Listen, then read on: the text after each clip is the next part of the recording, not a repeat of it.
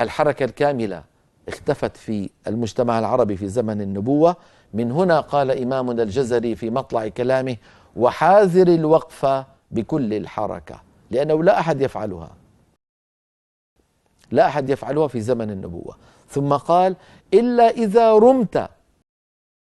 رمت يعني تكلمت بالروم.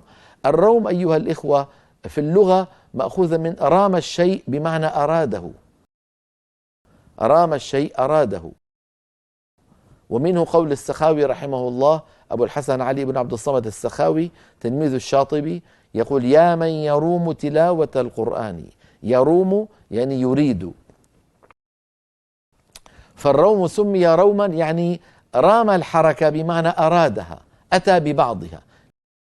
لذلك الروم عند العلماء القراء الذي استقر عليه مصطلحهم أن الروم هو نطق بحركة منخفضة الصوت، منخفضة الصوت. هذا هو الروم عند القراء.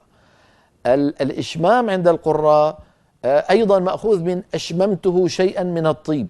أشممته شيئا من الطيب يعني أشممته شيئا من رائحته.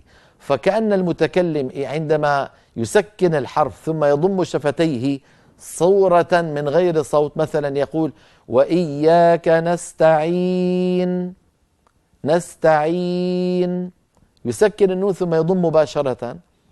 لذلك بيعبروا عنها بكلمة بعيدة كما سيأتي معنا في اللوحات. بعيدة تصغير بعد يعني. فهذا العمل هو مرحلة أيضا ذكرت لكم ذلك. لماذا سمي إشماما؟ لأن المتكلم كأنه أشم الحرف رائحة الحركة، يعني أتى بصورتها دون صوتها. لكن أعود فأقول: لا يكون هذا إلا في الضمة.